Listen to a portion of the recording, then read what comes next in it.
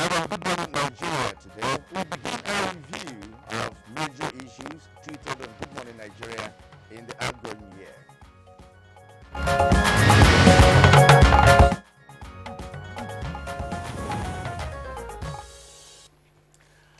In the next few days, the year 2017 will come to a close. According to many observers, it's been a year that began with so much promises but delivered little. And to many others, Blessing, year 2017 has been a year of remarkable and quite eventful for our nation, Nigeria. You're quite right, Kirian. Now, the year indeed full of many great events for Nigeria, especially in the areas of the economy, the fight against corruption. Now, talk about agriculture. There were some resounding successes there. Rescue of some of the Chibok girls, and of course, the successful degrading of Boko Haram. And as the events were unfolding, Good Morning Nigeria, every day of the week captured them in analytical views and reviews with relevant stakeholders, experts and professionals to help you understand the world around you and make informed choices. So, beginning from today, we shall attempt a review of some major topics treated on Good Morning Nigeria from January till date. That's the outlook of the program. You get to see those ones that are actually very inspiring, actually educative most of the time, and also those ones that actually had us laughing, just wondering. And highly informative. Very, very true. Now, this is coming from the stable of the Nigerian Television Authority, NTA. It's Africa's largest television network. My name is Blessing Abu. Welcome to the program. And I'm Kirian Umayo. Welcome to this, what should I call it, a special edition of the program, because we're doing a review of what Good Morning Nigeria was able to do within the year. And of course, as we make progress in this edition too, expect our companion, segment, which will come as we make progress: newspaper review, business, sports, foreign, and entertainment news. And we are kickstarting with the news. And we have Miriam Bata. That's our guide. Miriam, yes, good morning. Welcome out on the Formally. Yes, good morning, Nigeria. Miriam, good to have you join us on the program this morning too. It's good to have you. Good to have you. Compliments of the season. Good morning. Welcome to the news. We begin with the lingering fuel crisis, with latest report that the Department of Petroleum Resources, DPR, clamped down on another major petrol station hoarding fuel in Abuja. This followed scrutiny by our correspondent, Lydia Sampson, who was on a routine roving assignment to monitor the situation. My findings here: criminal activity is being perpetuated in this filling station, mobile filling station. And we are going to take appropriate action against the defaulters of these filling stations. And we have received an intelligence report. Here they are saying they are selling in jerrycans. So we are going to work on this. And this is frustrating government efforts in fuel distribution. To other matters now, President Muhammadu Buhari and his wife, Aisha Muhammadu Buhari, have expressed gratitude to Nigerians for the good wishes and prayers for their son, Yusuf, who had a bike accident. A statement by Senior Special Assistant to the President on Media and Publicity, Garba Shehu, said Yusuf, who had a broken limb and injury to the head, is on a stable condition after a surgery in a clinic in Abuja. Speaker Dogara donates proceeds to IDPs orphans moving on. President Muhammadu Buhari has described Yakubu Dogara as a true patriot, conscientious politician, and a consummate legislative leader. Speaker Dogara received this encomium as he celebrates his 50th birthday with visits to 19 orphanages to touch the lives of the vulnerable members of the society.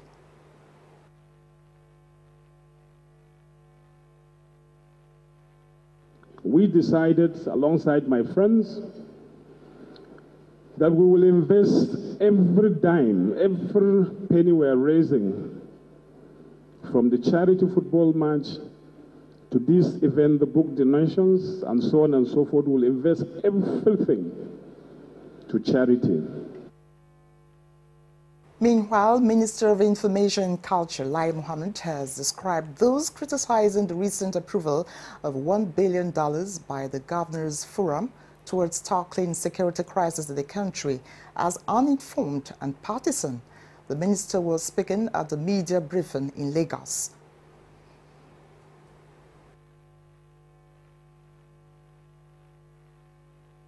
Ours is a disciplined government that does not allow allocated funds to end up in private pockets or spent on prayers. We'll always empower the military and other security agencies to be better able to carry out their tough tasks.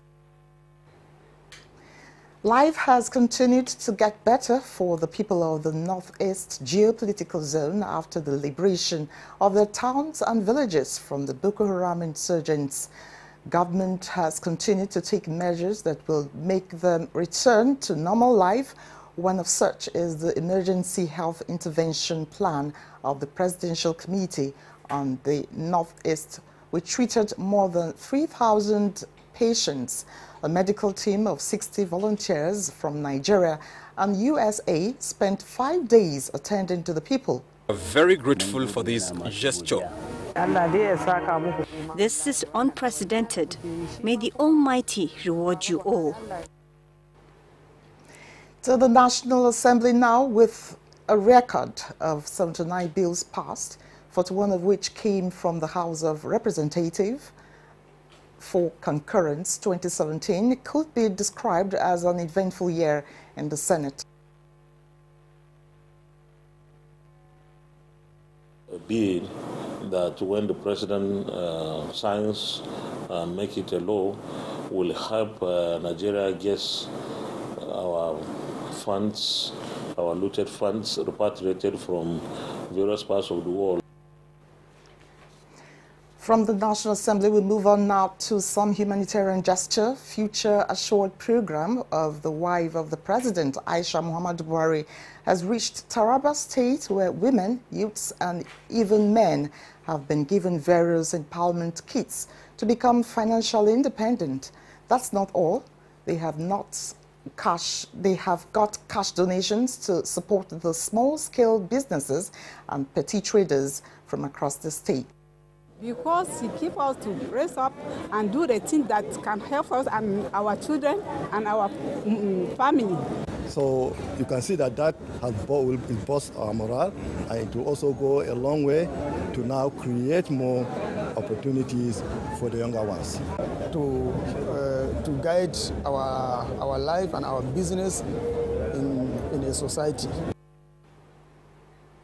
Civil servants in the state have begun an indefinite strike over what they say is irregular salaries and poor conditions of service. That's the news for now. Good morning. Nigeria will be back with Blessing and Karen after this break. Unemployment, notably youth unemployment, features strongly in our party's manifesto. We intend to attack the problem frontally through revival of agriculture.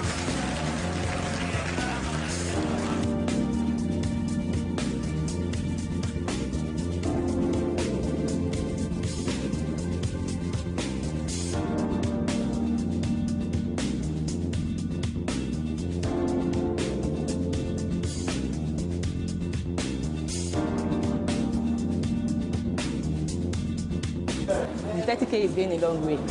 Actually, I bought an acre of land for 60K like 2012, and presently I have a cassava farm and a yam farm.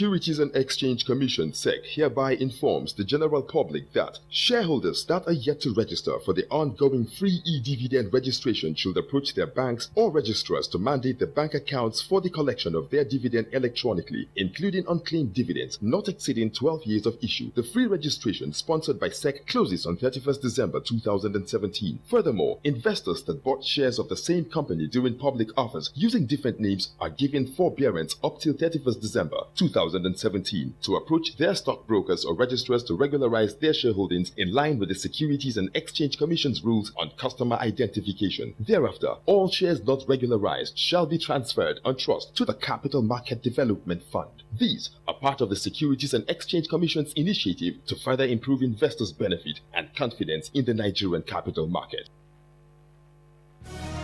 Reorganized, trained, and fully equipped, we are the new improved Nigeria Police Force. We fight crime. We bust syndicates. Whatever the crime, wherever the hideout, the Nigeria Police Force will get you busted. Stop kidnapping, armed robbery, murder, pipeline vandalism, and other criminal activities. Be productive. Be security conscious. Join the police force to secure your life and property. This message is from the Nigeria Police Force Public Relations Department. Commercial bus drivers in some of our major cities are daily subjected to this trend. Give me your money. I be staff. I'm a uniform man. I'm a force man. Is this a right or a privilege or sheer arm twisting? Driver, if you say we not go see anything take chop today, because na social staff and award and World Cup full this bus. Alas, how will they earn daily bread if we all get our bus rides for free? Staff and award. Another rib-cracking episode of Professor John Bull comes your way this week to make you think and laugh like never before. Keep a date with us. I want to know the kind of staff we want to be.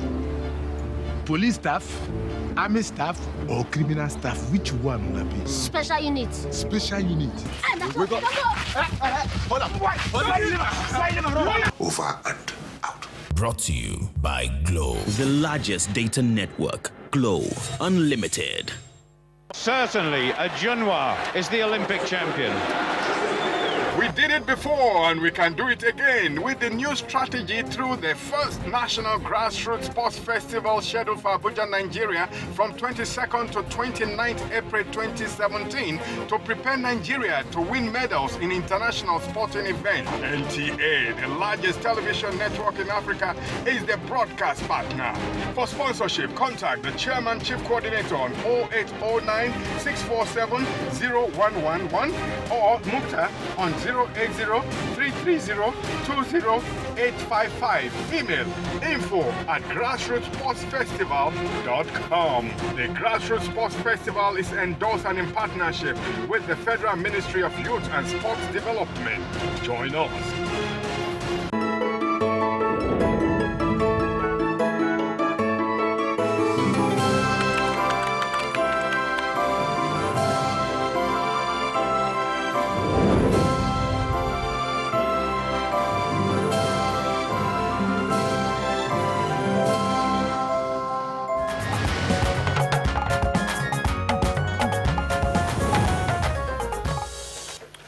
If you've just tuned in, the program is Good Morning Nigeria. Time now to take a look at the business stories for the day. Research has been identified as credible instrument for attainment of global competitiveness and development.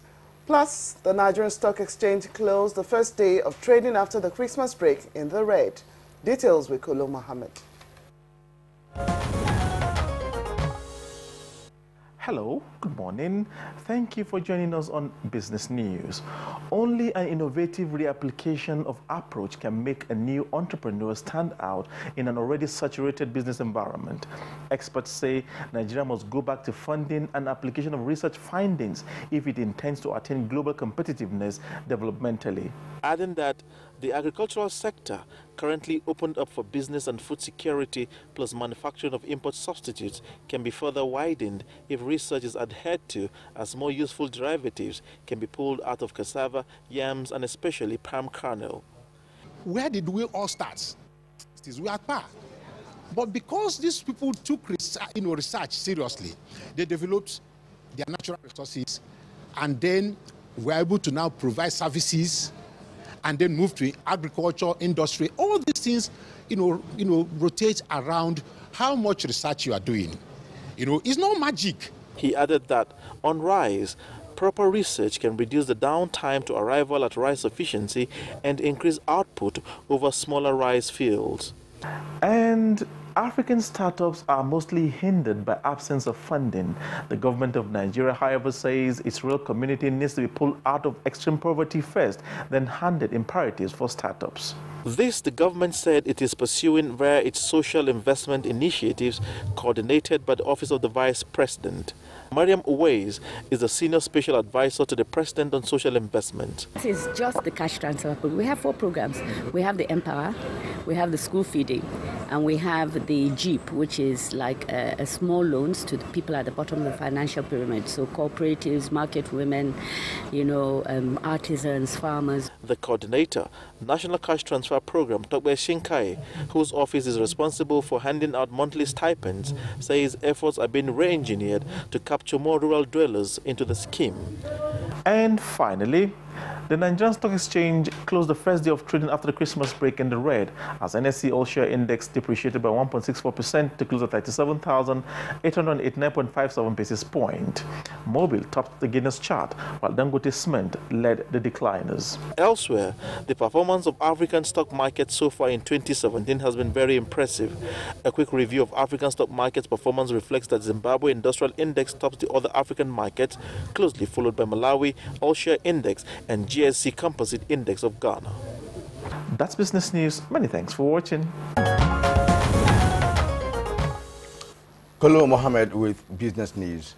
Thank you. Newspaper review is next on Good Morning Nigeria.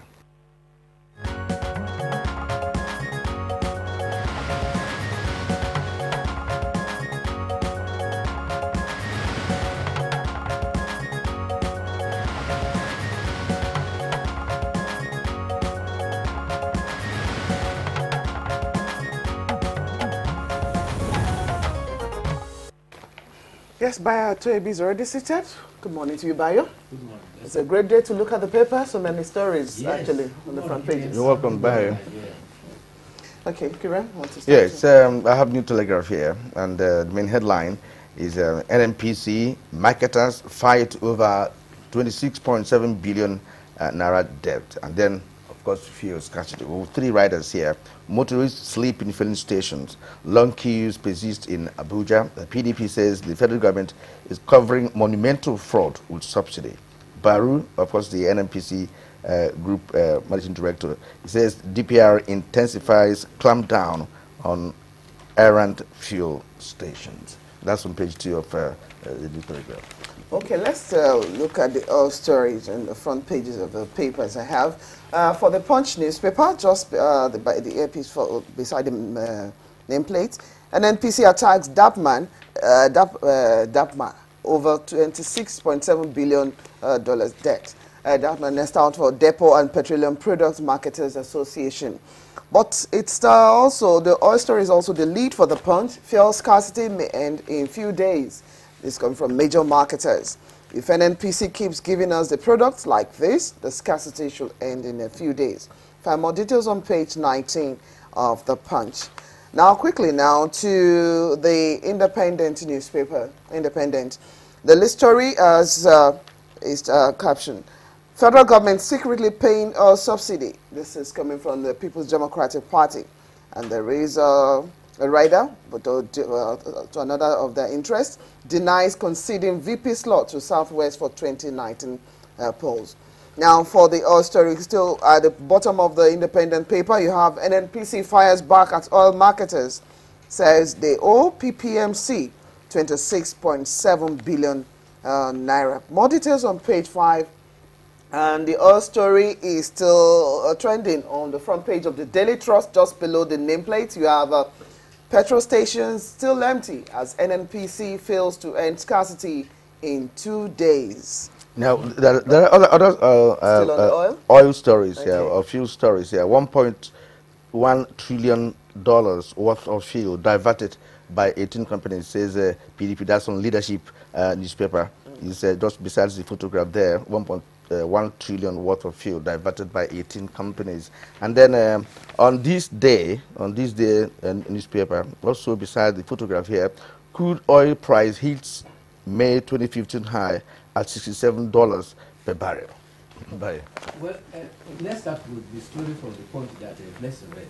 Moman has now acknowledged that if they continue the rate at which NNPC is supplying fuel to them, very soon the queues will disappear. But the perspective of DAPMA, that is the Depot of Petroleum Products Marketers Association, they are making allegation, and DAPA is saying they claim that they have paid NNPC excess of 500,000 tons, which is about 800 million liters of petrol, but no petrol has been supplied. And NNPC says its subsidiary, the PPMC, that is Petroleum Product Marketing Company, has supplied volume of petrol not only to DAPA but to Moman and Ipman to the tune of 26.7 billion naira as of December 21st. That is just 4 days to Christmas.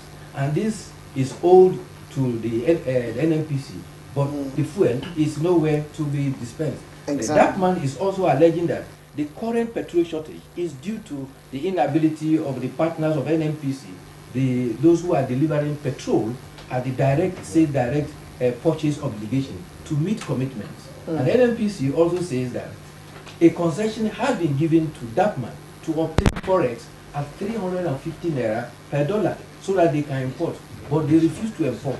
That is why NNPC is left to be the sole importer. And the background is simple. DAPMAN usually imports about 65%.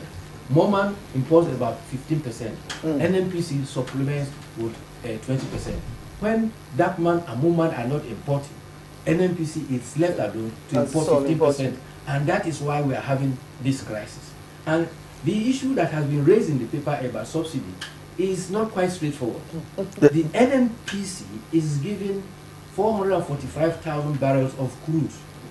They'll sell that as the world market and they refine. So whatever it costs them to refine and bring here, they are supposed to manage and pay off the cost. That is why the Vice President is saying there will be no subsidy. Nobody is going to pay them any additional money, and petrol will continue to be sold at 145. This explanation over the percentage of importation of refined oil by NNPC and other stakeholders. Now, it's been there.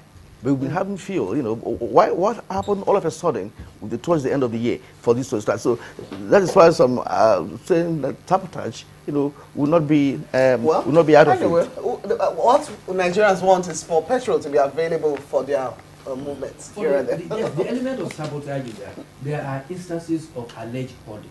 Okay. NNPC, All right. DPR NNPC is descending on that, but it's also having a negative effect. In Kano, Sokoto, and Katsina, they closed 20. Lagos, they closed 20. All right. Yesterday, they closed another 10 at Ibadan. Okay, So let's check. So let's go to some other stories, Bayo. For the Punch newspaper, let's return to the Punch newspaper. Just below the lead story, which is on the fuel scarcity, from the major marketers saying it could end in a few days. We have a photograph there that in front of the Osun State Government Secretariat. Half pay, Osun workers begin strike and shut down Secretariat. That's the story on page 15 now, but the photograph is what we have there.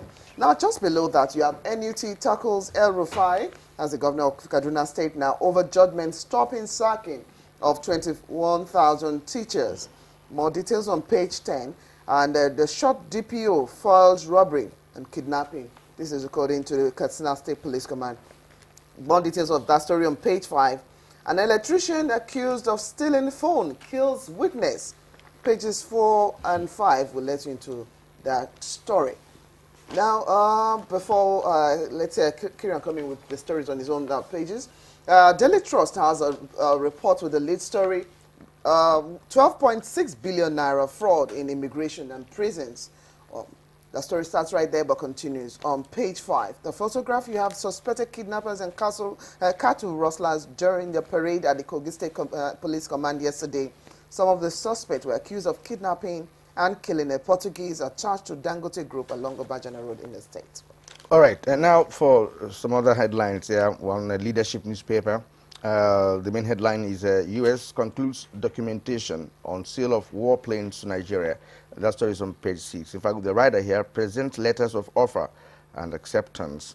Now, to the bottom of leadership newspaper, where we have the story of the first son stable in hospital after bike accident. That's the son of Mr. President, who underwent surgery after he had a crash. You know, had a crash, yes. And now to this day newspaper, U.S. promises to help Nigeria exterminate Boko Haram.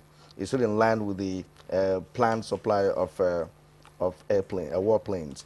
Now, gives final approval for purchase of Tucano aircraft. That's the particular aircraft that they intend to bring to Nigeria. Now, crude oil, well, we've read that before. And then Buhari to Ndibo. I never hated Ndibo. That's on page 51 of this day newspaper, just besides the photograph there. Now, on New Telegraph, we have, well, the story on Buhari's son, which we have read. And again, bandits rob private jet at Lagos Airport. That's above the nameplate now. Whiskeyed to Savage loose bags. That's from Fan. The story is on page 5 of New Telegraph. No, Fan is now denying the incident. That's what. And yes, denying the incident there. But the story says, well, that it took place. In any case, maybe Bayo would analyze this and what actually happened. Well, first of all, let's look at the issue of Yusuf Buhari. Our hearts must go out to Yusuf Buhari, who suffered a power bike accident yesterday. He's said to have broken a limb and suffered injury to the head. He's been operated upon, and the report is that he's stable now. And the first family has expressed appreciation to all Nigerians for their good wishes and prayers. But talking about the story about the aircraft, you recall that there was an aircraft coming from Turkey, was taxiing to Bay when the pilot noticed that the back door had been opened. And in the process, when they checked, they allegedly found that a baggage belonging to one of the air hostess had been taken out. Now, the Federal Airports Authority is probably denying that that didn't happen. There have been instances about baggage pilfering at the airport, and for a long time, the airport security had taken care of that. Maybe this is an apparent resurgence of that malfeasance, and I think they will now have to wake up. There's been reports of security lapses, especially at the Murtala Mohammed International Airport. This is not the first time, as rightly pointed out. So why should it continue to occur? Because if FAN denies the incident, the actual thing is that whatever happened, they happen to individuals who have experience of such attacks at the airport. Well, it's the words of FAN against those who reported that it happened. But it was said to have happened about a Turkish airline. But the good story now is that if you recall, Lokoja Ajaukuta Anyeba Road, as well as Kaba, Oshoku, and Obajana, and the other road is Auchi Okene Lokoja, has been a hub of kidnapping, armed robbery, and violent crimes. The police have succeeded in apprehending about 36 people and 4 gang groups. And that will go a long way to remedy instances of kidnapping in that axis. The peculiarity with Lokoja, Kogi particularly, is that apart from being a confluence of River Niger and Benue, it shares borders with 10 states of the Federation. Exactly. And because of the road network, many vehicles, most travelers must pass through Kogi to go to either the east, the south, or north central of the country. And therefore, when pressure on criminals is mounted in other states, they tend to run into Kogi. And Kogi has 37 forests.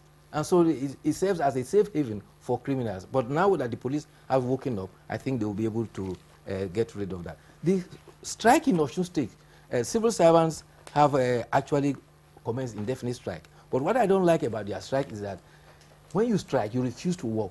But if others are willing to work, why barricade them and stop them from working? There's no compulsion in that. But what they are protesting against is what they call modulated salaries. For about 3 years now, the state government introduced a system because it found that it cannot pay salaries in full. Officers on level 1 to 7 are paid their salaries in full, and they are only owed, they have been paid up to only November. They are owed only December salary. Officers on level 8 to 13 are paid 75% of their salary. Presently, they are owed 25% of their salary for 15 months. And officers of level 14 and above are paid 50%. But unfortunately, this is the bad time. There was a good time. In the first 3 years of this the administration of Ogun State, they were in fact paying 13 months salary. But when revenue reduced from the federation account, they could not cope now with the salary. So the highest they have by IGR on the average is about 300 million. The highest they've ever had was 1 billion only once. And so there's a shortfall between revenue and what the commitment. So the people there should actually look into other things they could do to generate more, yes, if they must enjoy that. And we just had the governor of that state, in our program about 2 days ago, where he actually, informed Nigerians of all he was able to do to better the lives of the people of that state. But when it comes to salary, it's not just Osun State. There are many states that are still owing salaries, yes, right? And just like as the president said sometime last month, that he's asking a question: How do you sleep? How do you go to sleep when you don't pay salaries, knowing that some families are involved, and if you don't pay salaries, people don't meet up with their obligations, not just financial obligations, yes, other obligations, because money drives other obligations. Well, governors are managers, and a manager uses resources and personnel to achieve results. When the resources are not forthcoming, it becomes a big challenge. All right, this one was occasioned by the 6.3 billion that was paid to Osun State from the last Paris Club Change. Okay, to other stories now. Well, for Liberians, having gone to the second round of elections as a runoff now on the 26th, ex-football star George Weah leads in Liberia runoff poll. That's you have the story by the Independent newspaper, but you find more details on page 5. Well, there are 15 counties. Exactly. And indications as at yesterday were that results from 3 counties were indicating that George Weah was leading. But the vice president is the other. You will recall that this is a runoff because neither of the candidates were able to score the 50% of the votes required. But presently, it looks as if the only African that had been had won the World Footballer of the Year is set to replace Ellen Johnson as the president. Now, what about this importation of warplanes to Nigeria? This, the sale of warplanes to Nigeria by the U.S. Because of course security has been an issue in this country for over a decade now, and with such importation of Tucano aircraft, would you think it would make a impact? Well, it was a letter of what they described, a letter of offer and acceptance to purchase. Nigeria made overtures to the United States. And the United States has now said, okay, we have agreed we are going to sell to you aircrafts. So the ambassador to Nigeria, Mr. Ambassador Stuart Simpson, was the one who delivered the letter yesterday. And the Chief of Air Staff, Air Marshal Abubakar, says that with the signing, they will now work on to acquire the Tucano aircrafts. In fact, they are going to acquire, I think, about 12 of them. And they are quite expensive. That was why the argument came about the ECA fund, $1 billion. Yes. All right, Bayo, at this point, we'll thank you again for being part of our show. Thank you for having me again tomorrow. All right, Good Morning Nigeria continues after the break. Your perfect family is under threat by germs. Infectious diseases are now the world's biggest killer of adults and children. Every day, 16,000 children under the ages of 5 and thousands of adults die from infectious diseases. These infectious diseases are caused by germs. They are everywhere. An average human being comes in contact with over 1 million germs daily.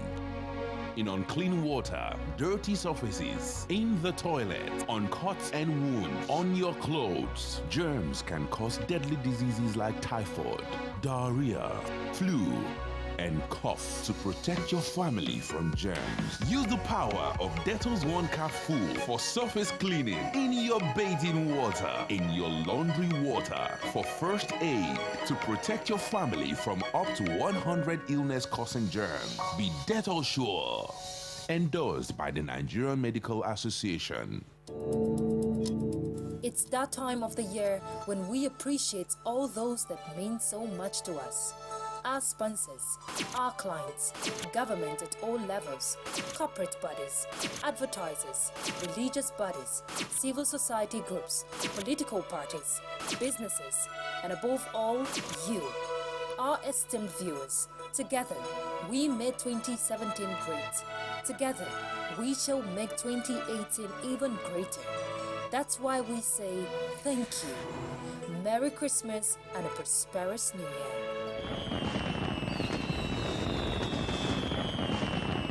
Hate speech is not a joke. It incites genocide and crimes against humanity. Most of Africa's civil wars are caused by hate speech from one tribe against another. We don't want it here. The Nigerian government stands firm against hate speech. I was distressed to notice that some of the comments, especially in the social media, have crossed our national red lines by daring to question our collective existence as a nation. This is a step too far. One nation bound in freedom, peace and unity. Nigeria, one nation, one people. This is a public service announcement brought to you by NTA. The Federal Ministry of Industry, Trade and Investment, in collaboration with the Federal Ministry of Information and Culture, the Made in Nigeria campaign. In the midst of unprecedented multiple challenges, our great country Nigeria, as Africa's largest economy, is surely marching on to a new era of all-round prosperity, especially through re-engineered and diversified economy, powerfully driven by the change agenda of President Muhammadu Buhari, GCFR.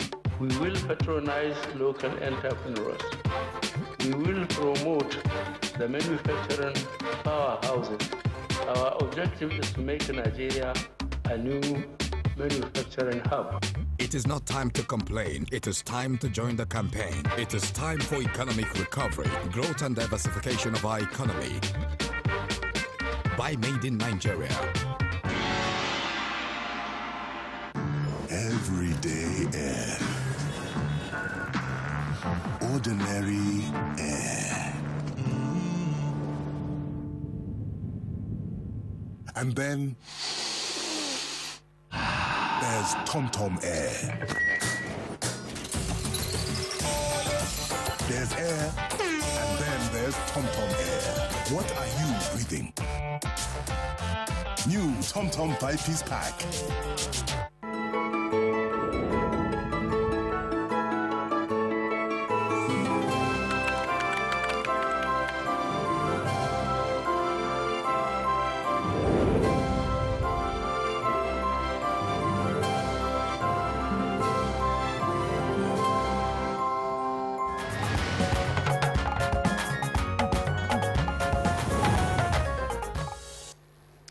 You're watching Good Morning Nigeria. Now let us begin the main business of the day on the program. As we told you earlier, we will be taking a look at the review of some major issues treated on Good Morning Nigeria in the outgoing year. And that's on issues, on events and activities that occurred within the year. And in that light, we shall begin the review with an edition we aptly titled Greatness by Choice. In the program, our guests outlined some efforts to make Nigeria great again. Take a look. Can a nation be predetermined to be great, or can a nation deliberately decide or choose to be great? Thank you very much. The man who showed the history of Nigeria gave us a good start. We were great once. Why were you great? Because you depended on your natural resources. I could remember when I was in primary school, what I see in the north is a mountain of groundnuts. The Yoruba people were producing cocoa, and the Igbos were consuming palm oil. What happened to them? They went into space when you discovered oil. Tragically, the oil in Nigeria is not discovered, is not exploited by Nigerians. I was discussing with a German. Why do you come to exploit us in Nigeria? I said, what do you want my child to come and do in Nigeria? Spend his life, help you to make oil and give you all the oil. If you take the oil, refine it, sell it to you at the price he likes. And if he wants to buy it, we buy the price he likes. How can you be great? Africa has the greatest resources in the world. Nigeria is one of them. If God gave us natural resources, how can you be great? Unless you exploit it. I was in the primary school. There was something on my wall. Iṣẹ́ lóògùn ìṣẹ́, pray and work. That is a source of greatness. Are we working? We saw the petroleum, we got the oil, we don't know how to produce it, we don't know how to do it. They were dictating the price at the selling price, and we want to great. I think we have to change that attitude. All right, Professor, thank you for your opening remarks. Let's again bring in Mr. Chude Jidenwo. Mr. Jidenwo, there are some people who believe that, look, to be great, you know, a country may be predestined to be great, and of course, if that is so, then that nation has no choice but to be great. But others say, look, you choose to be great by your actions and, of course, your inactions. So what's your stance in this? The evidence clearly favors the latter. Just like Professor said, you look at the nations, the modern-day so-called miracles that we have witnessed, if it's China, if it's Rwanda, countries like Namibia, you find that these are people who took deliberate, consistent steps to build, and some of these countries, many of these countries are countries that don't have the kinds of natural advantages that we have had as a country. And so they have essentially been forced by adversity and circumstance to be innovative, to be creative, to be thoughtful about the ways that they build their countries. And most of these countries have had to build from scratch and converted nothingness into wealth. So the evidence doesn't confirm that any country is predestined to be great, as much as any human being can be predestined to be great. Even if there is such a predestination, it turns out that you have to justify the promise and the trust that people have in your future. But I think being great is just like leadership. We keep hearing that people are born leaders, but I believe that all of us are born leaders and we have leadership instilled in us. But what do we do with that? We have focus of what we want to do. Yes, everybody wants to be great, but you will not sleep and be great. You have to annex all that you have, the resources, both human and material resources that you have, to be great. And anything short of it, I don't think we will be great. That's why I agree with the last two speakers that we have a lot, but just having it is not important. How do you utilize what you have for your own personal interest and not for other people's interests? Well, that was one great addition, really. Greatness by choice. And you'll all agree with me that there is something common to the three speakers. Is that issue of what has been entrusted in your care. Can you make it great? We have great resources, both human and natural, and what are we doing about them? The whole world is waiting for Nigeria to pick up. I was so touched when the professor was talking about the granite pyramids in the north, and palm oil in the east, and cocoa in the southwest of Nigeria. But what happened to those? What happened exactly? We were great ones, so we can do it again. Now, talking about all the things that happened in the course of the year, the Buhari administration continued to wage a relentless war and battle against corruption, recovering huge sums of stolen funds, with many corrupt officials facing judgment. Fighting corruption was the focus of one of our editions also in the course of the year. I would say quite a lot. Let us start by the fact that the epidemic of corruption that was blowing through this country before this administration came into power has virtually stopped. Not stopped completely, but has virtually stopped. I mean, if one may give one or two examples, there's no subsidy scam anymore. The subsidy scam resulted in a loss to this country of over 2 trillion naira. That hemorrhage has been stopped. Then there is a vigorous and very dynamic activity of the anti-corruption agencies, at about 100 or so high-profile cases presently being prosecuted. Also, there's this perspective, this general feeling that, so many cases have been lost. But in fact, if you look at it on the long run, because it's a long distance journey, that's not anything to be worried about. But I need to mention, talking of cases, that 2 subsidy cases, petroleum subsidy cases, have been concluded successfully. Assessing the government means that we will need to set certain parameters and principles that will constitute benchmark for us to be able to say this has been achieved and this has not been achieved. We will try to do that by drawing examples from what had happened in the past. First, I would like to say that since 1975, virtually every government in this country had indicated its commitment to fight corruption.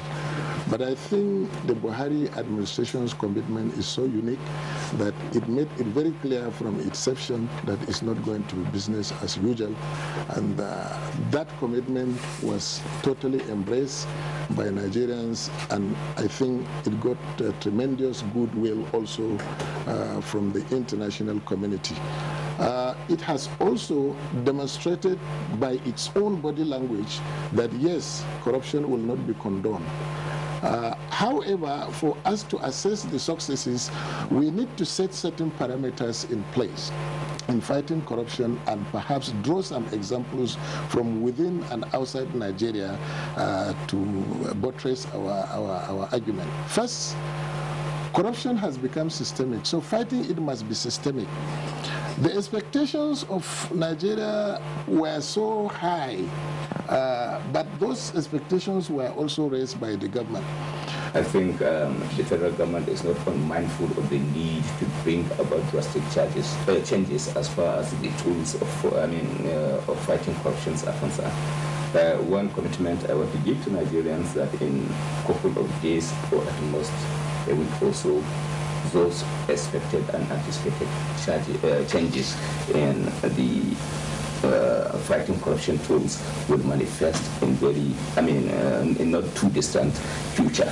The government is not unmindful of it, but then we are considering our priorities relating to the legislation, priorities relating to blockage of leakages, and then indeed we are now descending heavily, for that matter, in addressing the fighting corruption tools, and that will manifest in not too distant future.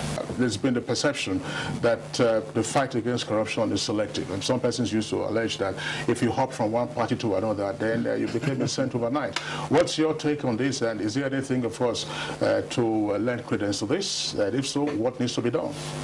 Yes, the fight against corruption will be selective because fighting it is a reactive strategy. You don't fight somebody who has not committed an offense, and you only go after those who have committed the offense. And perhaps that is why this government is justified if they go against those who participated in the previous government. He should wait, maybe when they are out, then other people will go against them. So there is nothing wrong about being selective. You select only those who have committed crime to prosecute them. However, where we begin to get it wrong, that corruption is fighting back, we need to be very careful here, because the government is the only one that has the quality assurance for fighting corruption. Individuals can contribute, but it is really the main responsibility of the government to fight corruption.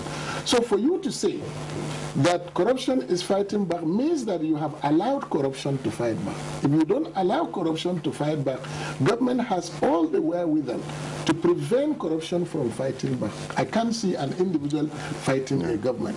I know that some people have become so powerful, but at the same time, if government can put its acts in proper perspective, government can withstand all the nitty-gritties, people apply the delay tactics, whatever, government has more resources than individuals.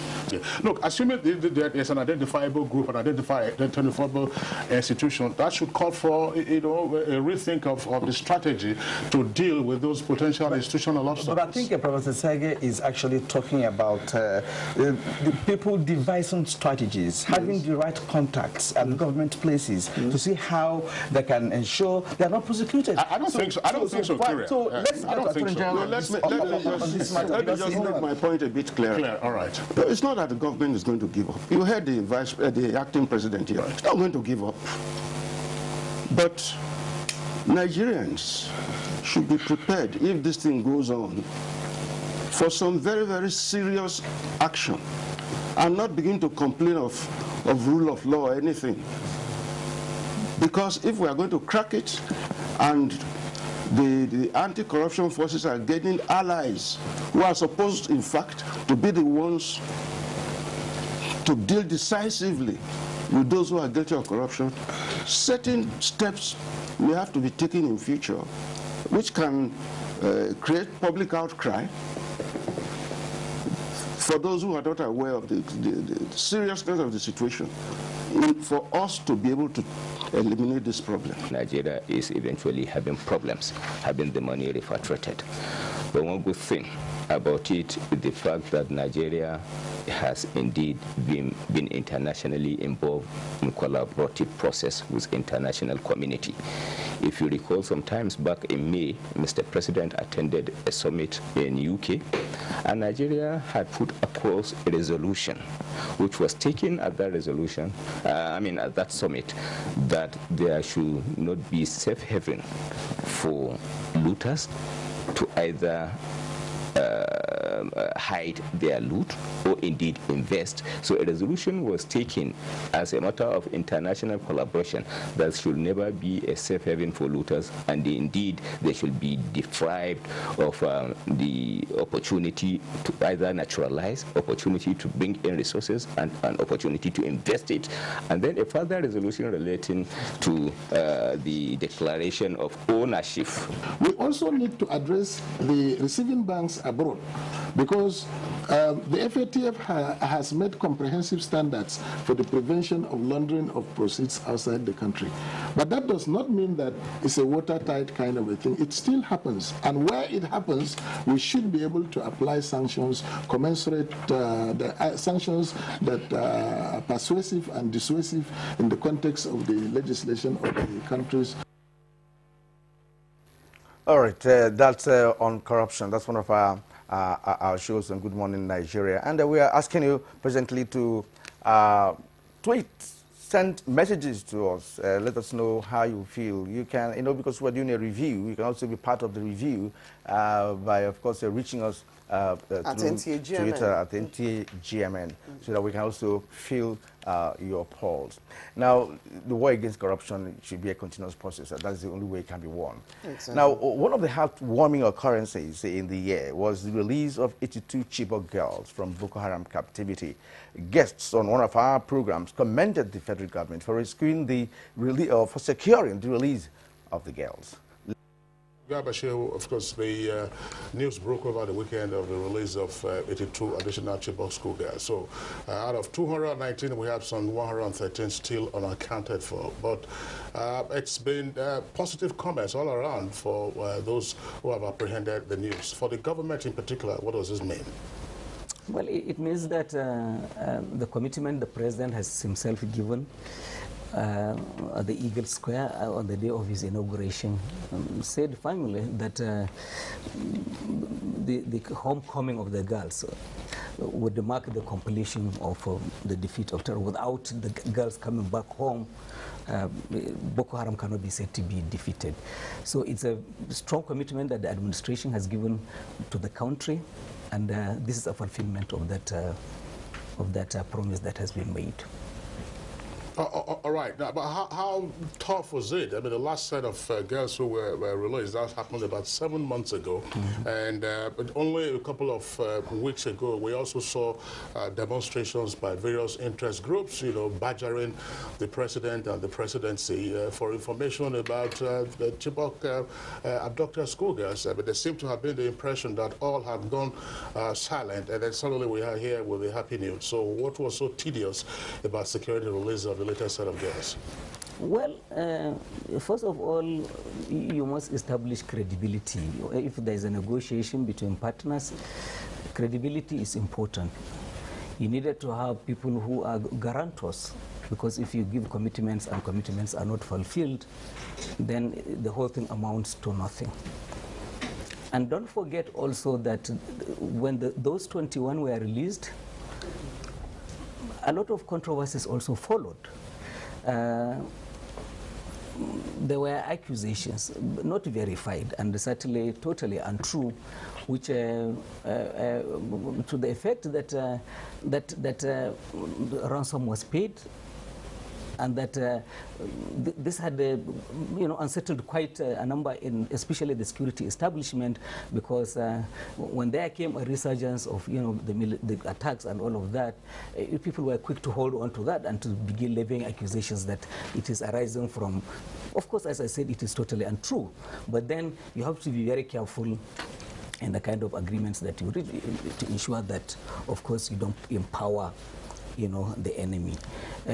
But thank God for all of the successes that have been achieved, especially given what the president described as the technical defeat of the Boko Haram.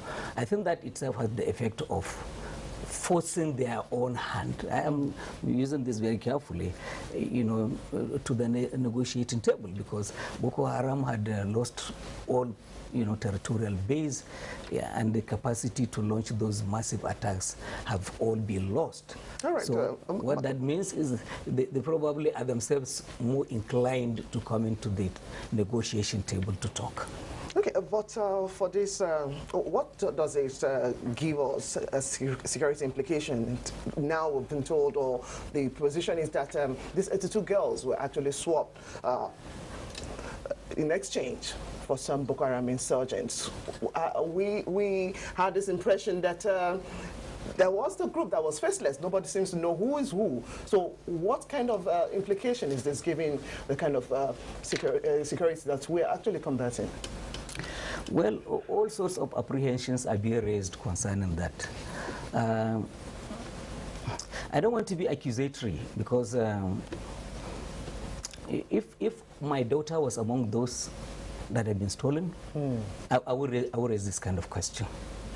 In fact, in the course of these negotiations, the back and forth, I remember talking to one high official, obviously higher than myself, when I heard all of the things that they were asking for, and the tardiness with which some people were responding to this, my sense was, look, if I'm sorry, as I said, I'm not being accurate, if their daughters were involved, they probably wouldn't be as tough, as difficult as this. Let's try to look at this from the point of view of the parents. I said to this big I said, look, if the parents knew that this is what stands between the freedom of their girls and freedom, and that we are stalling on this, they will kill us. So people will say all sorts of things, but how many people? Perhaps less than a dozen were released. In a situation where thousands of the suspected militants against 82 girls innocently taken, from their homes and their school, I think that on balance of advantage, I think these apprehensions are unfounded. And to add also the fact that the number that you are throwing back to Boko Haram, would you consider that number as being capable of changing the rules of engagement between our own forces and them? And certainly nobody can come to that kind of conclusion. All right, Captain Omar, should it have been the option to be employed right from the onset, if judging from what you have just talked about now? Should this option be used from the onset instead of waiting until this moment?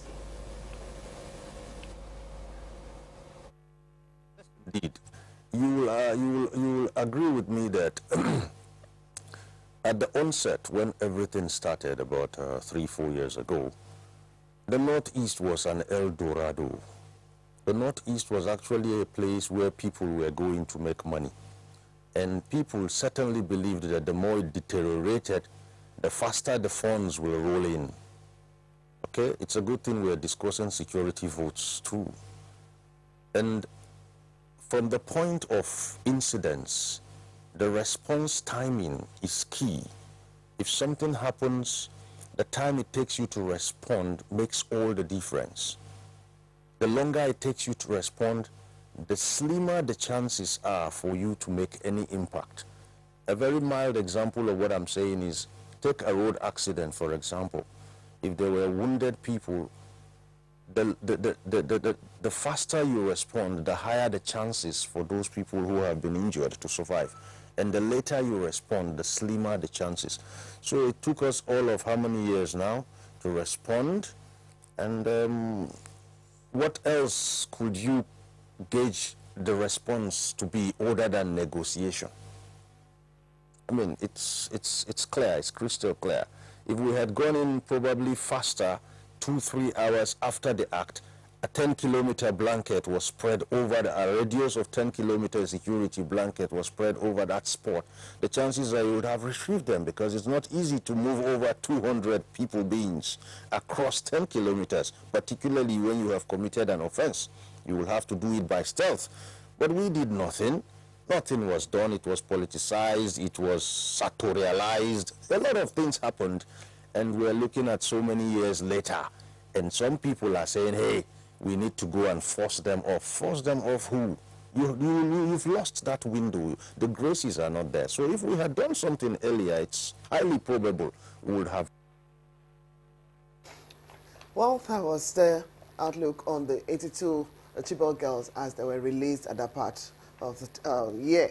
Now for the Buhari administration, clocking 2 years in June, it shows a great time to actually look back and a good time for stock taking. And that was what we did on Good Morning Nigeria. Opinion have been the key accomplishments of the Buhari administration. You've been there since 2 years, by the way. Yes. Well, there's a practical demonstration of one of the accomplishments. Claire is in Maiduguri this morning. 2 years ago, she did not venture to that place. I'm sure if NTA had asked her to go to Maiduguri 2 years ago, maybe she would have preferred to resign. But she's in Maiduguri this morning because sanity has returned to the country, security-wise. It's one of the three promises, three planks on which the APC campaigned. 1, secure the country. 2, fight corruption. And 3, revive the economy. In all those 3 areas, I'll say it's promises made and promises being kept. There's no country that can overlook the kind of things that we have seen in Nigeria.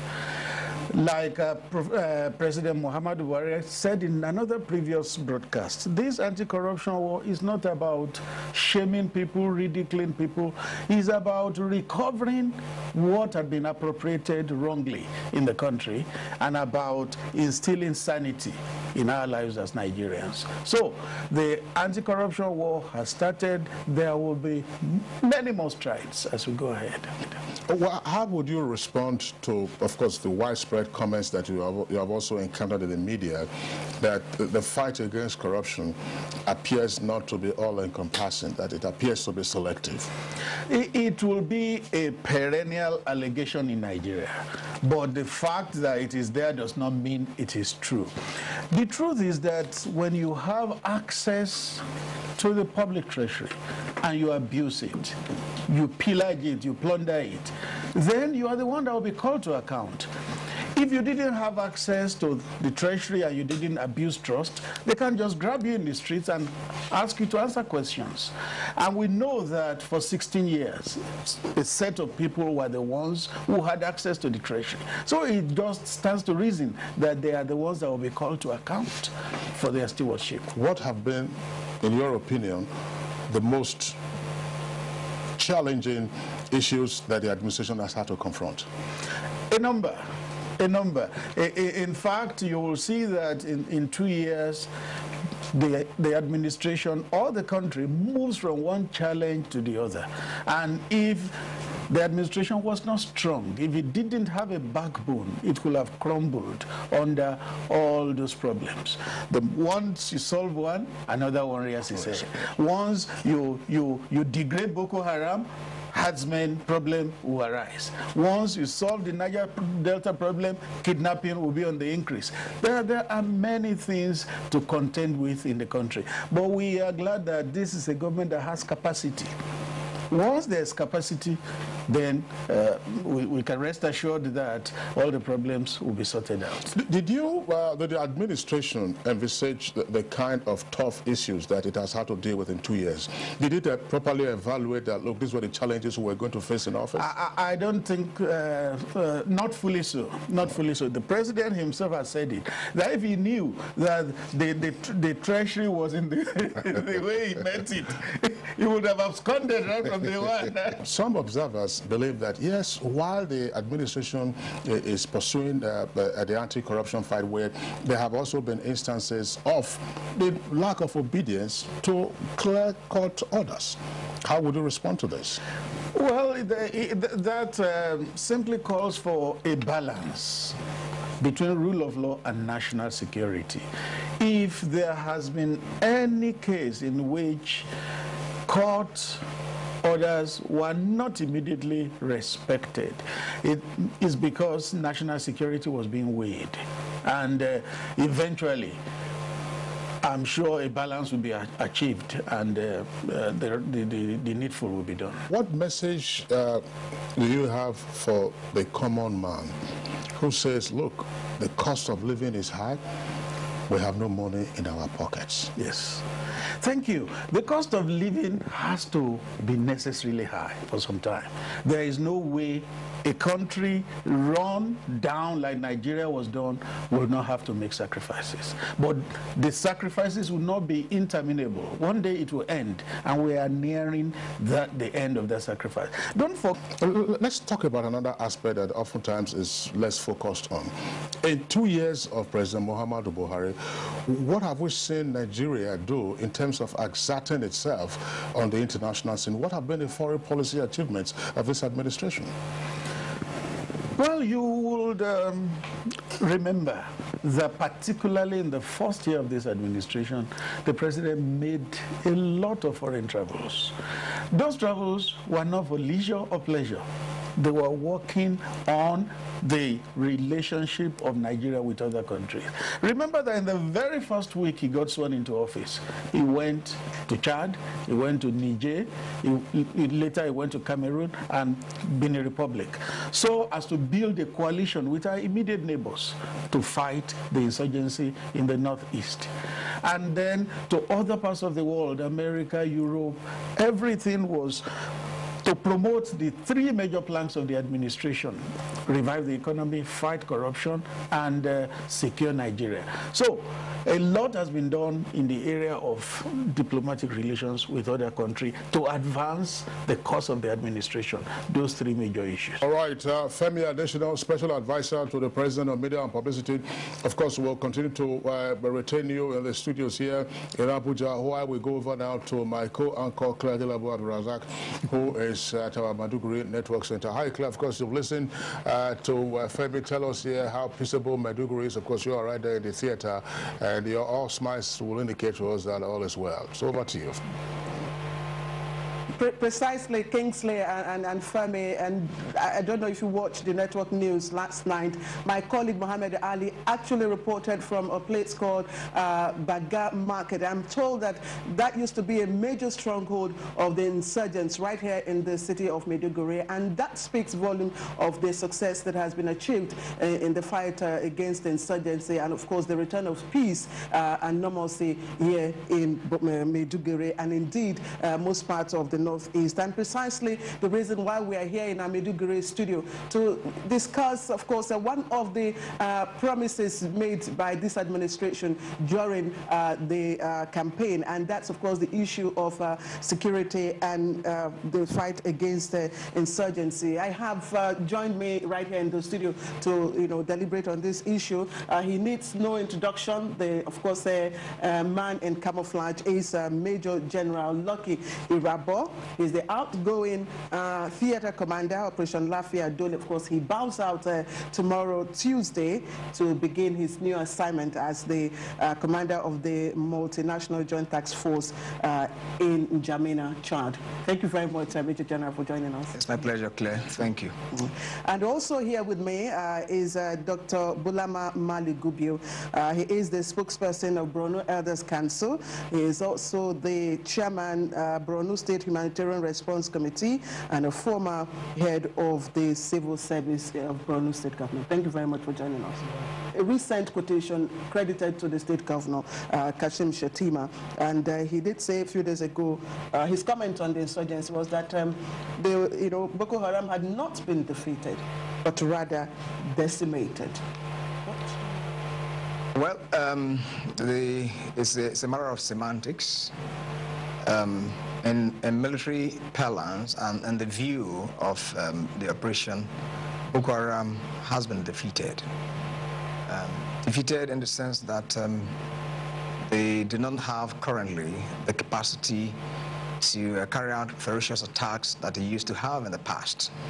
But of course, from the view of the governor, I mean, if I were in his shoes, perhaps I would also speak in the same direction, given that he is the man who bears the brunt of over 75% of the destruction of Boko Haram ignoble adventure.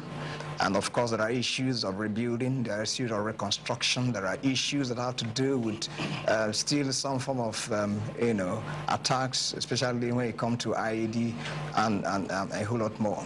And of course, the issue why many of the IDPs have not returned to their various homesteads that have been liberated is also part of what he contends with. So until that position is established, of course, from his own point of view, he cannot say that Boko Haram is defeated. So he looks at it from a civil administration point of view. For me, as a military commander, in strategic terms, of course, I know that Boko Haram is nothing to write home about anymore. From the point of view of somebody who has just come to Maiduguri, if you know the effort put in housing these IDPs, providing education for them, in a situation where the federal government deploys the military to fight an insurgency or any kind of war, the collateral damages are the responsibility of the federal government.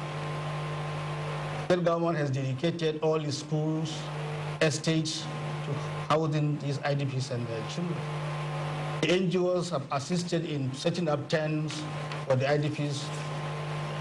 Like UNICEF has constructed so many classrooms, so many other organizations.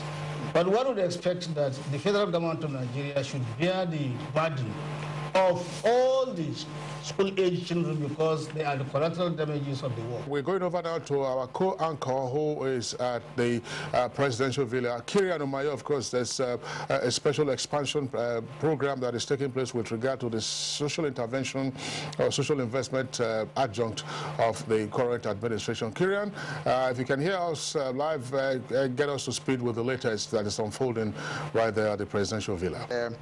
Joining us now here in our special studio at the State House is the special advisor to the president on social intervention programs, Ajia Miriam Owais. Ma'am, you're welcome to the program. Thank you.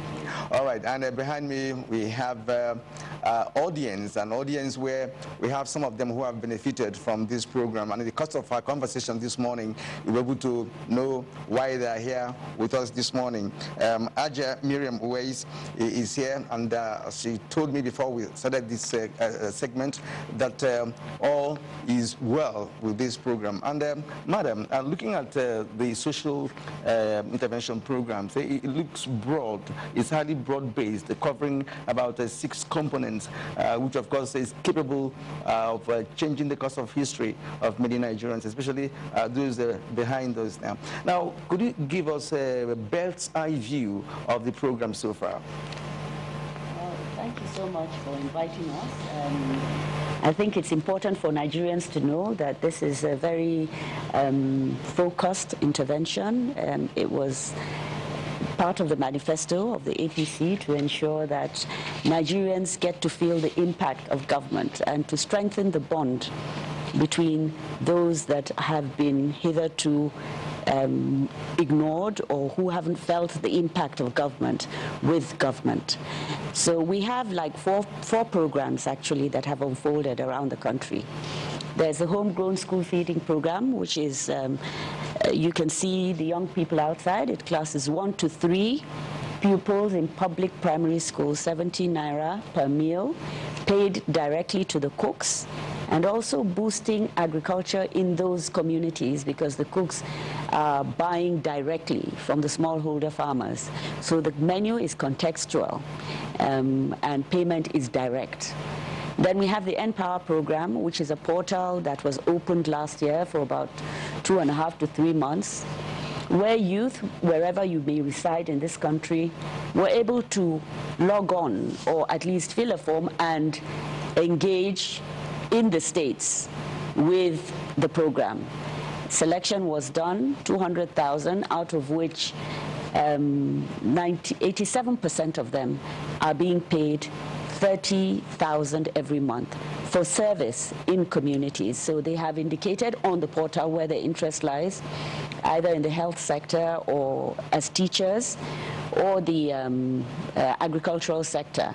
So these youth are already out there, and in every state we had responses from every local government. And it was a level playing field.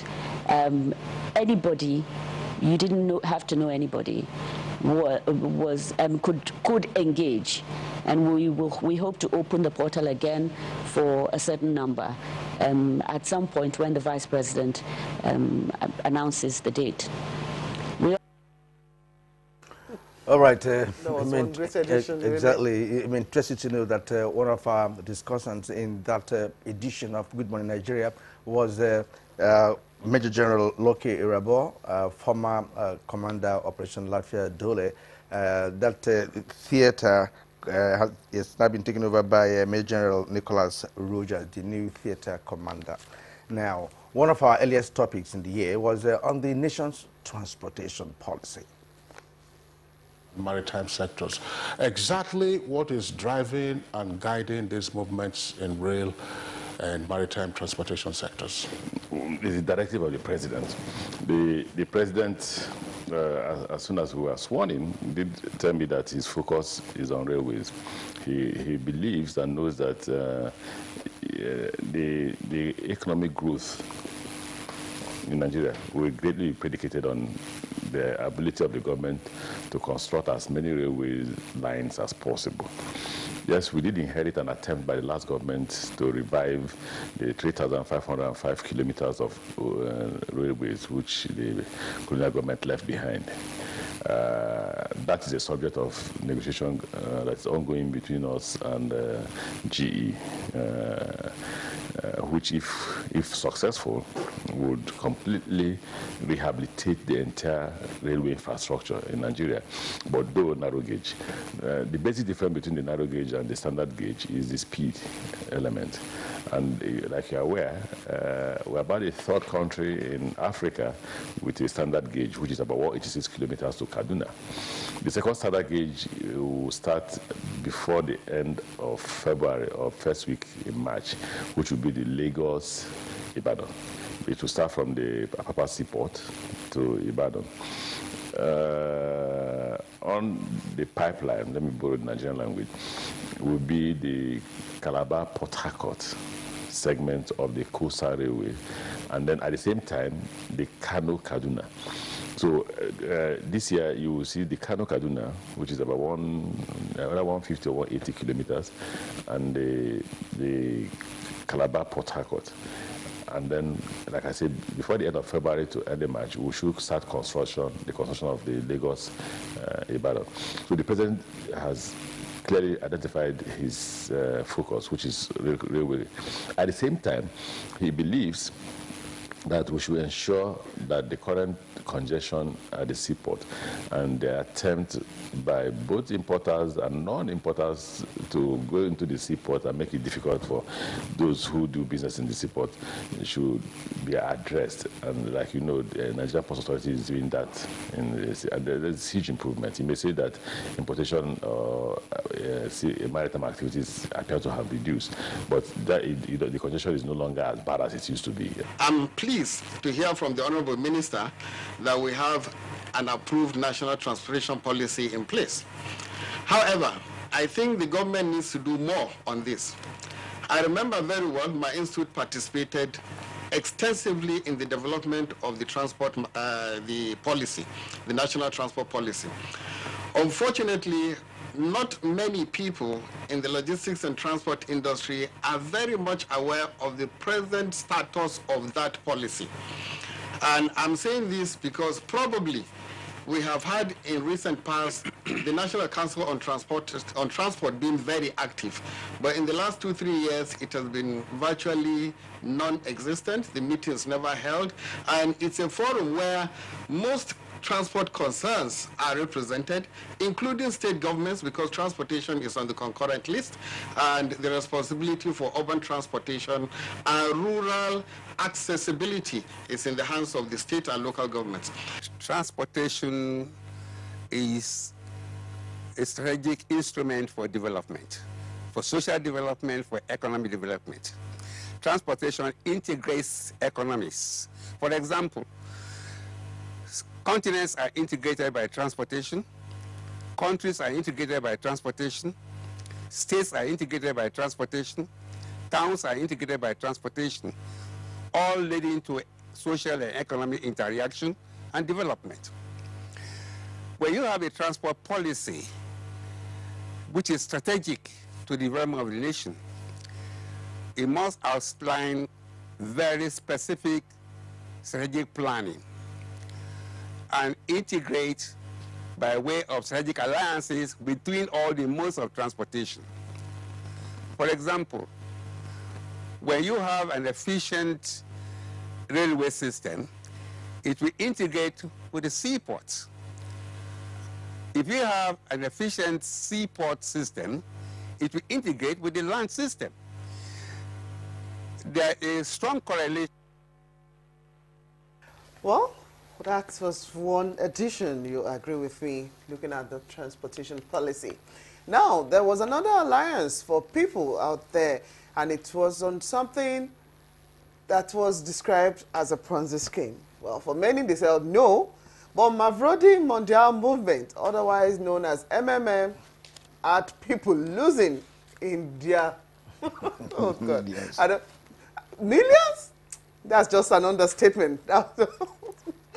Let's see this edition. The motion on the floor of the House of Reps. First, what was the motivation for that motion? Yeah, I think basically it's just to make to bring an awareness into the scheme, because we've seen something like this, all these wonder banks before, like Specto, all these banks that way before. And at the end of the day, what happened was they would definitely go. They went away with people's money, and you see a lot of people killing themselves, committing suicide, and that is just a warning on the floor as a Nigerian being voted for to represent people, just to bring an awareness that this thing you're doing, there's no way. It's for a matter of time before it definitely goes the normal way, because the guy that started this thing has been jailed in Russia for this scheme. But Nigerians are still saying no, they will still continue. The other day I moved the motion, but like a month after, I received a lot of death threats, a lot of abuses, a lot of things all over Nigeria, all over the states in Nigeria, they were calling me different names, and I said, okay. So, but you know, Nigerians, we wouldn't, to some extent, I believe it's because of the situation we are in now.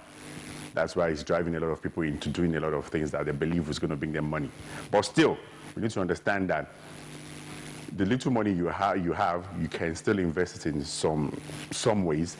And even on the people that brought the scheme said you should use your spare money.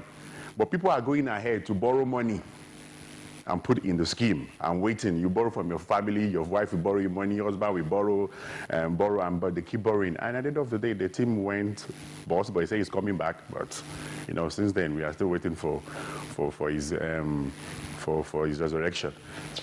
Well, as long as people who put their money in this scheme are driven by greed, any piece of information which looks like good news will be cause for celebration. But unfortunately, like all Ponzi scheme, we may have heard the death knell of MMM sounded. The so-called resolution may just be a last-bit effort to get more people to put in their money. But I bet you this scheme will never come back, because there will not be enough subscribers to put in their money to keep it up like all pyramid schemes. You need much more people to keep investing so that you can pay the earlier persons. And cash is in short supply, and it would have been better for these persons who have kept their money rather than being driven by the greed of being given 30% return on their investment, which even no bank in Nigeria can give you. And it's unfortunate that many people would have lost their money. There have been cases of Ponzi scheme since the 90s. The first kinds of schemes were the Omana, monetary. And then in 2001, there were another wave of Ponzi schemes. Up till 2007, when you had the Nospectos. That particular scheme was investigated by several financial regulators, including the Central Bank, the SEC, NDIC, and law enforcement. And at the end of our investigations, we saw that the schemes then caused fraud to the tune of 104. The claims from investors amounted to about 104 billion naira. And up to today, the agencies are trying to resolve the problem arising from those schemes, the fraud. One of the most famous things you said sometime in the past is that there was something like an evil spirit in the nation's financial system. So today we are discussing Ponzi schemes, pyramid schemes. Is there some analogy between the evil spirit and these schemes? Yes, I guess we have that kind of situation. Like we said at that time, running into a closet doesn't save you from the evil spirit. It doesn't save you from the evil spirit, because the evil spirit can get into the closet and get you. So you actually need to be courageous and take action to fight the evil spirit. That is like if you remember what I said then, it was about the TSA. Has the TSA stopped the corruption today? The answer is no. So, well, let's not go back to that. We are talking about the Ponzi scheme today. If somebody, it's difficult to convince me that somebody will leave Russia where there are poor people and come to Nigeria and say he wants to help poor people. You know, let's look at what happens. Human nature, human nature, we are designed to go in groups. One of the primal groups that humans are designed to follow is family, then friends, then acquaintances, then the national, international committees, and so on and so forth. In the Bible, when Andrew saw the Lord Jesus Christ, he passed so many people on the way between the point he saw him and his home. He didn't tell them. He went to tell his brother Peter. So the question is, why would somebody, leave his brother and want to enrich me first? Why would a Russian want to enrich Nigerians first before enriching Russians? There are poor people in Russia. So there's a psychology that the person is playing with, is that maybe primarily we want to get rich. So because he says that we have that acquisitive spirit in Nigeria, he thinks that yes, that somebody has said here that people are vulnerable.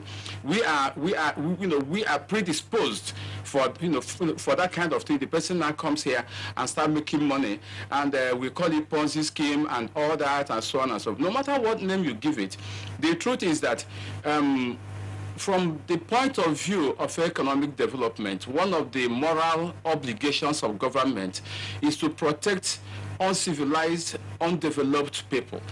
The mistake we make in development is thinking that Nigeria is as developed as America is. There is information gap. The more uninformed people are, the more they need protection from their government. All right, it was about this time last year, really, that we saw the saga, the MMM saga. You went off, but 13 December. And I'm sure you saw the dance steps, that signaled the return in January of this year. But he never did. He never did. Yes. And I know that was just acronym that went around that time. So MMM, Mogbe, Modaku, Modaron. What does that mean? For those who understand Yoruba, they say Mogbe means more like I'm in trouble, I've fainted. Then I'm actually in soup. All right. Anyway. All right. Well, it's a lesson, that has been learned by all. Let's move on now. In the outgoing year, Good Morning Nigeria also took a look at the federal government's whistleblowing policy, which has assisted greatly the Buhari administration in anti-corruption fight. The underlying principles that govern the whistleblowing policy unveiled 2 months ago. Well, the underlying principles are multiple. The first on the agenda is the political goodwill, the desire to demonstrate the political goodwill. As you can rightly recall, Nigeria, under the leadership of President Muhammadu Buhari, has been a signatory to United Nations conventions relating to fight against corruption. Nigeria was equally part and parcel of the countries that package the London summit, and indeed the resolutions that was formulated in the London summit, particularly as it relates to beneficial ownership, international consensus to deny the looters of the public funds access to international investment, access to political asylum, were equally policies that were developed, that were put across by Nigeria in the formulation of the communique that arose from the London summit. Nigeria has equally enrolled as a member of the Open Government Partnership. And then above all, the need arose for carrying the public along, the civil society and the members of the public with the information. And above all, the political goodwill was a demonstration of transparency, accountability, and indeed carrying the public along. So it is a kind of consensus building towards a direction of exposing corruption, mismanagement in public resources, and above all, enacting the political desire of the government to ensure accountability, transparency, and indeed international collaboration as it relates to the fight against corruption. So the bottom line is that of demonstration of political goodwill on the part of the government, carrying the public along, building a consensus between the judiciary, the legislature, and indeed the executive as it relates to the fight against corruption as an agenda. All right, thank you very much. We'll come back to you. Professor Owasonye, whistleblower policy, that whistleblower or whistleblowing, I think either of them is correct. Does this, in a sense, reflect a frustration with the orthodox means normally of eliciting or gathering information or intelligence that would then relate to the discovery of malfeasance or outright theft or corruption? No, I won't say it's a reflection of frustration, but a complement. In every jurisdiction globally, whistleblowing policies are used to enhance, to improve, to support, and to complement the effort of law enforcement agencies to improve governance. Don't forget that this whistleblower policy, even though we have sort of focused a bit more on the reward policy, But there are other components of it, indeed. The whistleblowing policy focuses also on information about wrongdoing, not necessarily about money that has been stolen, wrongdoing that is inimical to the health of government. And if you give that information, it will be investigated, and then the processes can be improved. So it's very wide and all-encompassing. So it's a complement. And I think that it underscores the importance and the understanding of the fact that as citizens, we aid governance when we give information to government to help govern very well. I mean, the police, you know, long before this whistleblower policy came up, had their own sort of whistleblowing policy. When they say, if you don't give information to the police, it's like whistleblowing too. How are they going to be able to protect us? And they say, armed robber, no be spiritual. Now, a person like you and me, what are they trying to say? They say, if you know of someone who is living a lifestyle that is suspicious, let us know. It's the same thing. So it's something that's a policy that has been around with us. But as the Attorney General said, given the current government's determination and the political will to fight corruption, you need a whistleblower policy to enhance that. Because the nature of corruption itself is a crime that is surreptitiously engaged in. People don't broadcast when they've done things like that. And the whistleblower policy talks about violations of key legislations, for example, the procurement legislation. If people are not following due process in procurement, if people are not following the fiscal governance regulations of government, if people are frustrating the Treasury single account policy of government, if people are diverting public funds to other sources, all of these are covered in the whistleblowing policy. But of course, we've celebrated a bit more the reward because everybody is surprised that government is willing to reward whistleblowers. But that should not even be a surprise because globally, in some other countries, the reward policy is far, far enhanced. But our concern in the National Assembly, much as we have every commitment to support the government in the fight against corruption, we also have that constitutional and institutional concern for playing by the rules. The fact remains that even in those countries that you think the whistleblowing policy or whistleblowing initiative is working, of course there must be legislations that back up such policies. And apparently, as it is in Nigeria, I want to say without any fear of contradiction, the Attorney General is right here, that we need to have that legislation. We need to have that legislative framework that will actually oversight and provide a coherent framework that will allow this policy to succeed. A situation whereby you have the kind of political culture we have in the country, socio-political culture we have in the country, that is in most cases driven by whimsical imagination, sometimes driven by even the desire to create mischief and even indict people unnecessarily, then certainly a policy of this nature must have to be based on a sound legal framework. And as I speak to you, I'm not aware whether the government has brought forward to the National Assembly their need to create a legislation either for us to provide a kind of protection for whistleblowers or also to provide for punishment where a whistleblower is found wanting. Nigeria is known to every one of you. Somebody can just rise out of a dream and begin to blow whistle, even where there is no cause for him to blow such a whistle. So our concern in the National Assembly has consistently remained to be not only the lawmakers of this country, but custodians of the existing laws of the country. I want to believe if the government will continue this policy without a backing law, a very strong and sound law that will guide the implementation of this policy, then certainly the process is likely to constitute an affront to the rule of law. It will also constitute an affront to even the constitutional right of our people, the liberty of our own people. So all I'm saying, as an individual and as an institution, the government is coming up with a policy that must be backed up by law, by a legal framework. And I want to say the National Assembly as a leadership and also the National Assembly as an institution, right even in our own legislative agenda, the 8th Assembly legislative agenda, we support as well the crusade to fight against corruption. When are we likely to see it graduate into law in terms of the full amplitude of, say, protection for a whistleblower, you know, and other matters that are appertain thereto?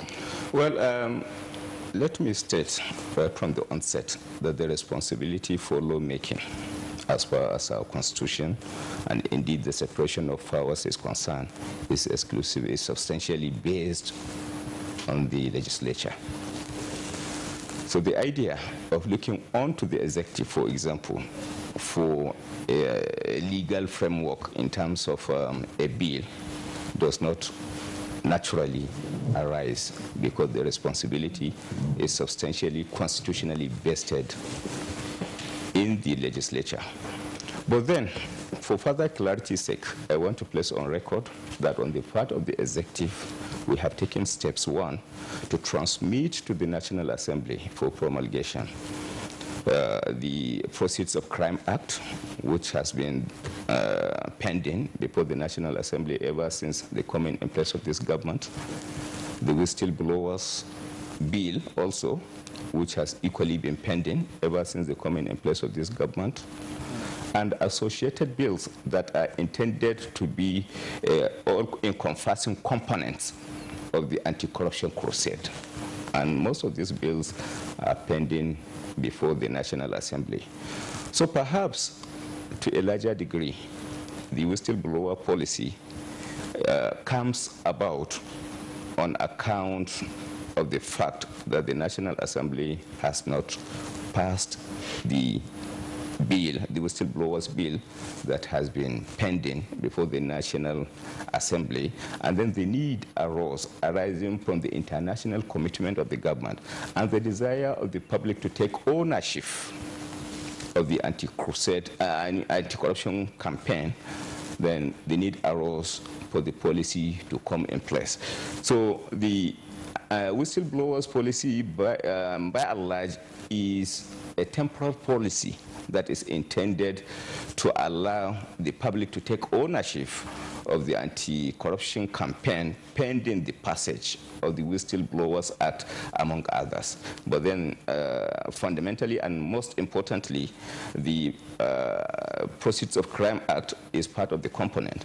And above all, Nigeria is equally signatory to Financial Action Task Force, which is expected to be in the country any moment from now, and we are going to be assessed on the basis of what we have done as it relates to the fight against corruption. Very quickly, Honorable Minister, does the fact that it is not a law now diminish its effectiveness as a policy? Well, not that, but the truth of the matter is, as you rightly know, the law carries more weight than a policy statement and a policy direction. But then for whatever it is, the fundamental thing is, with or without the law, the Constitution is clear as it relates to the fight against corruption and is one of the cardinal objectives of the government. So arising from the constitutional undertones that makes the fight against corruption a constitutional obligation of the government and indeed the general public, I think the whistleblowing policy as a policy cannot be said to be in any. If you hear a bomb explosion or gunshots of an active shooter, that might be a terror attack. At such times, always remember 3 action words: run, hide, report. Don't try to run towards the terror scene to save the situation, because there might be a second bomb blast or another attack. Run far away and take cover. Make sure you are safe first. Yes, it is in our nature to sympathize over the hurt, but remember, only trained personnel can help in such situations. When in a secured environment, promptly call relevant authorities and help will come. For anonymous reporting, call 09630-3250-5 or 0813-2222-106. If you see something, say something. Nigeria, unite against terrorism. This message is brought to you by the Federal Ministry of Information and Culture.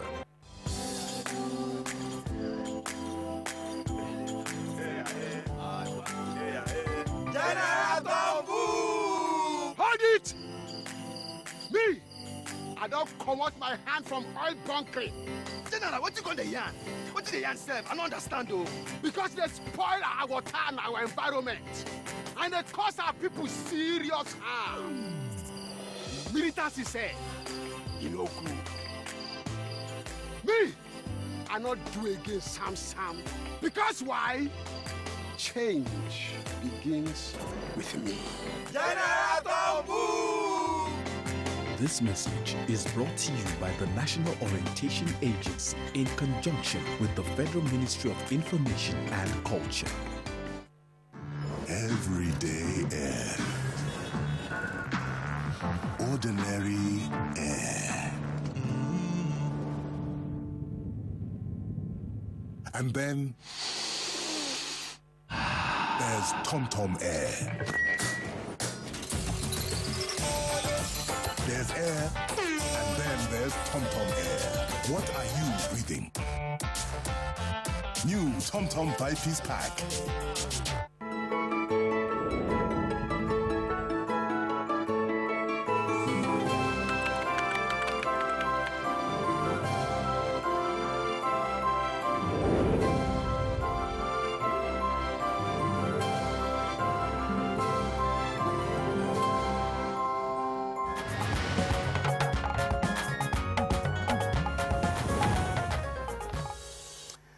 Thank you for still staying with us. I'm sure you've been having a great time looking through the year with us on our review on GMN today. Now, reactions from the viewers are already coming in. We'll quickly look through them and also see one or two more before we call it a wrap on the program. Now, from Dele Jack Solomon is this tweet. NTA GMN, thank you for your contributions to the Nigerian project. All your topics aired live are spot on. We are of the belief that all the editions, including our contributions on Twitter to NTA GMN in the year 2017, will translate into making Nigeria a better nation in the year 2018. We agree, Soto. Yeah, and from Kolo Ibrahim, he actually making reference to the issue of being of greatness. He says the motto for northern Nigeria was Aikida Ibada, work and worship. Institutionalizing corruption obliterates greatness. This tweet is from Aminu Modibo. He said, I really enjoyed the review segment because from the first review of greatness, I learned that Nigeria can be great again. All right, now from Aminu Modibo once again, what a great memory to behold, he says. Now the release of 82 Chibok girls will be unforgettable. We are hoping to see the remaining girls in captivity released in 2018. Another tweet from Dele Jack Solomon. In 2018, the federal government must ensure continued recovery of oil production, sustained growth in the agriculture sector that will have positive impact on local investment and businesses. They're also looking forward to improve availability of foreign exchange to support imports. The issue of insecurity must be completely exterminated. And from Chinagoram Ikego Aja, he says the anti-corruption war of the President Buhari's administration is so unique and robust, such that the war was to Kudos to NTA, especially GMN crew. Chinagoram has another tweet. It continues the commitment of the president to successfully sign treaties with global community on repatriation of stolen funds was exceptional, as highlighted in your review segment. What a memory to behold. Okay, from Abdullahi, that's one from Abdullahi before Chinagoram. Now, we must thank God Almighty for the coming of this government because it touches all sides of our lives. Today, talking of fighting insurgency, corruption, and many others. For Aminu Modibo again, for me, the 2 years of the Buhari administration is one of the best topics on NTA GMN. Thank you so much for sending your tweet. If you still can, we'll look out for one or two more before we call it a wrap. But moving on now, one other area that we looked at in the course of the year was confronting the scourge of kidnapping. Now, kidnapping remains one of the major security challenges confronting Nigeria. And Good Morning Nigeria took a look at the menace in one of our editions. In 2016, there was a prediction by NDE, that's the National Directorate of Employment, of possible increase in kidnap cases last year. And true to that prediction, of course, 2016 was captured in some reports as the year of kidnaps. What would you attribute this? Is it a failure in applying the law, or is it just that Nigerians are becoming pushed by recession? Thank you maybe we need to understand that kidnapping is just not one offense, and there's not one motive for kidnapping. There are political kidnapping, which is politically motivated. There are economic kidnapping, which occurs, we often talk about ransom. That is the one you kidnap for ransom. It is also linked for terrorism. If it was predicted in 2015 that there will be an increase in 2016, yes, there might be economic factor, but there may also be political factor. I want to stress the political factor. In 2015, you had an election, and you had a lot of people hired as thugs. And of course, but after the election, they learned from their, paymaster. They had, the resources, which is the weapon to carry out kidnapping. They were not collected from them. So naturally, what we witnessed after the year of election, the cycle of election in Nigeria, is the tendency for arm-related crime to increase. At some point, maybe armed robbery. I think in 2016, it happened to be kidnapping. And of course, kidnapping is not just because of poverty. It is more because of the inequality. When people can't feed, and yet they see so much wealth in the hands of very few people, they begin to ask themselves, this cannot be the result of hard work. So they also want to kidnap from some of the wealth that people have kidnapped from the treasury of the government. Let's come back now, and we'd just like to talk to Mr. Mike Ejiofor, who is the latest victim. Mr. Mike, would you consider yourself as a targeted victim, or is it one of those ransom picks? I wasn't actually targeted. It's a random pick. This is the third time I'm witnessing that on that particular spot and road. I was personally witnessing. I was lucky on the two previous occasions because I wasn't picked. But this particular time, I wasn't that much lucky. Actually, I was coming from Delta. I went home. So on my way back, after Okene, between Okene, I think it's called Osara or something like that, between Okene and Obajana, we ran into an ambush, and people were shooting. We looked forward, people were shooting back, center, gunshots everywhere. Then I was already blocked. There was a trailer before me, and behind me, two cars already stopped. And I told my driver to remain calm. The third vehicle behind us wanted to escape, and the driver was shot on the head. He died instantly, and two other people, I understand, died in the somersault. And the vehicle, according to them, my captors were relating to me. I didn't see it, that two people died in the process. But why did the man have to go and escape? So as we were talking, four of them, pointing guns to my four windows, rushed to my car, and I said, well, maybe I have to say my last prayer. But I still had hope. I thought they were robbers. So they just rushed into the car, took my driver, came to my side, took me. They simultaneously opened the four doors. Then they took myself and my driver.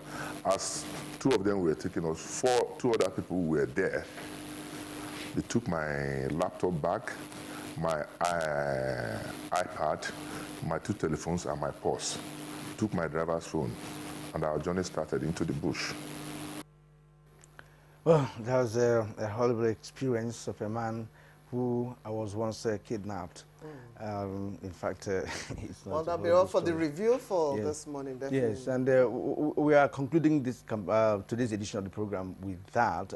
But the review of topics we treated on Good Morning Nigeria for the year will continue tomorrow when the program returns at 7 a.m. on the network service of the NTA. Next is sports. Well, the sport package concludes the program for us this morning. We hope to see you again tomorrow as you join us for the review for the year 2017. My name is Blessing Abu. I wish you a fruitful day. And I am Kirian Umayo. Thank you for your time. Be there again for us tomorrow at 7 o'clock.